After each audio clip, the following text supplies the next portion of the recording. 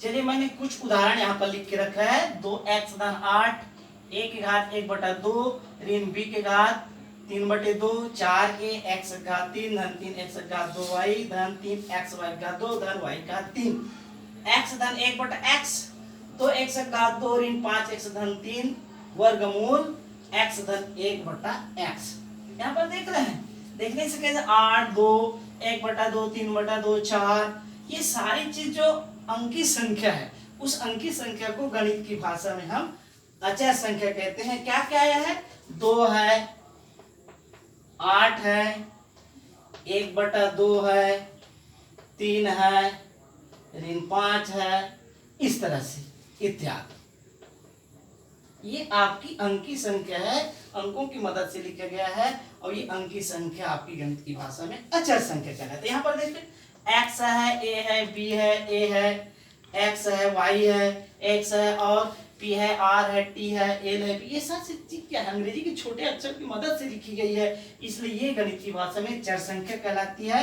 जैसे वहां से ले a है, आपका x है, b है, और है आपका p है, r है, t है, इत्यादि। ये सारी चीज जो है अंग्रेजी के छोटे अक्षर है, इसलिए ये गणित की भाषा में चर संख्या कहलाती है।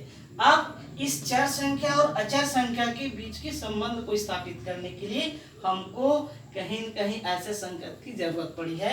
वो है आपका धन है, 2x है, 2 गुना x है, गुना का चिन्ह है, यहाँ पर धन है, यहाँ पर ऋण है, यहाँ पर धन है, वर्गमूल है। ये सारी संख्या जो एक दूसरे को संबंध बता रही है चर संख्या और अचर संख्या के बीच में, उसको हम गणितीय संख्या कहते हैं। यानी धन, गुना, ऋण, भाग, वर्गमूल, घात इत्यादि, ये आपकी गणितीय संख्या है।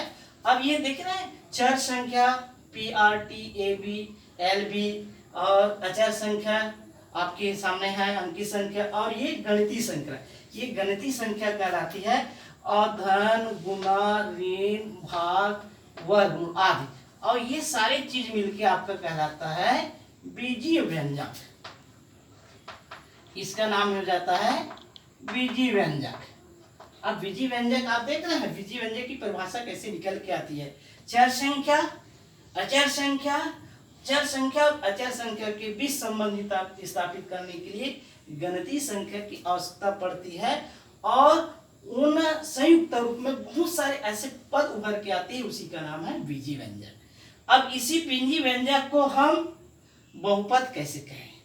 तो बीजीय व्यंजक को बहुपद कहने के लिए हमारे पास उदाहरण है, 2 उदाहरण दे रहे हैं। 2x धन 8, 4a x घात 2 ऋण 1/2 x धन 3 वर्गमूल 3/4 x घात 2, और है 2x घात 2 धन 5x धन 3।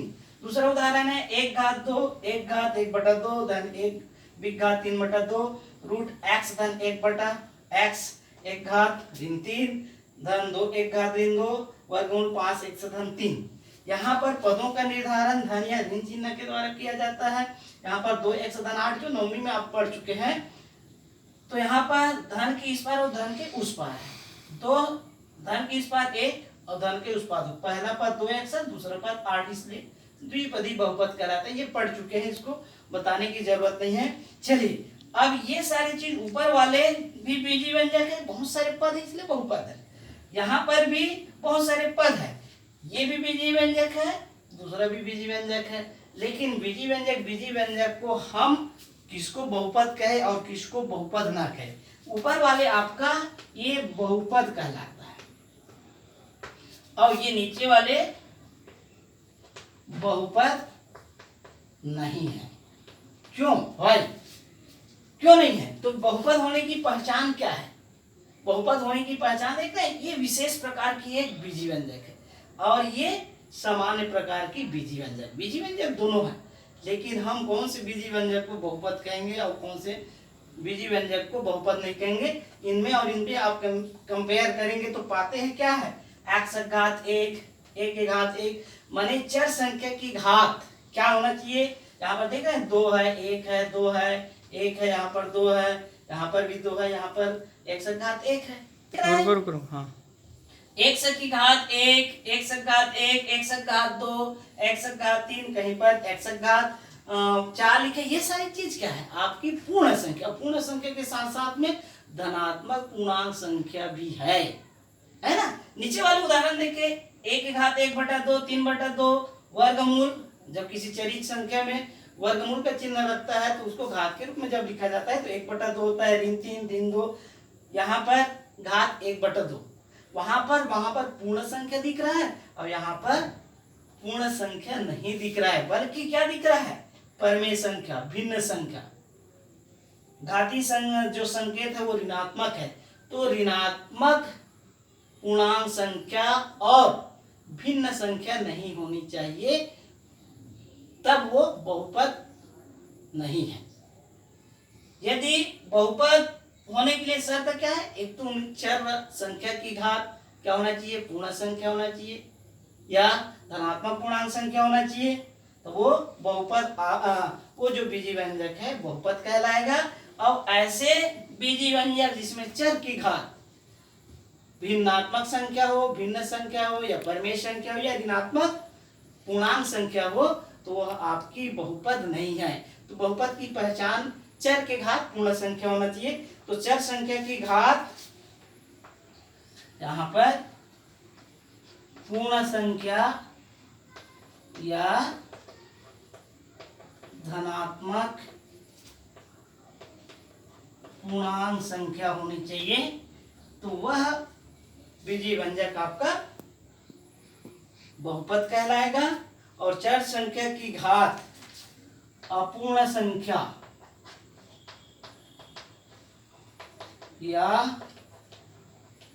भिन्न संख्या या परमेय संख्या हो तो वह बहुपद नहीं है। देखिए, चर संख्या की घात पूर्ण संख्या है तब धनात्मक पूर्णांक संख्या है तब बहुपद है। यदि इनके छोड़ अन्य संख्या है तो वो बहुपद नहीं है। तो यहाँ पर ये जो 19, 2020 ये सब क्या है? आपका अंकीय संख्या है और PAPRTL भी ये है आपकी चर संख्या, जिसको हम अक्षर संख्या कहते हैं। आपने चर संख्या, अचर संख्या, बीजी व्यंजक किसको कहते हैं? सारी चीज। अब निकल के जो बहुपद की परिभाषा आती है, बहुपद क्या चीज है? ऐसा बीजी व्यंजक जिसमें चर संख्या की घात पूर्ण संख्या हो या धनात्मक पूर्णांक संख्या हो, वही बहुपद कहलाती है। ये 2008-18 की पेपर देखिए तो उसमें एक क्वेश्चन लेके आया था कि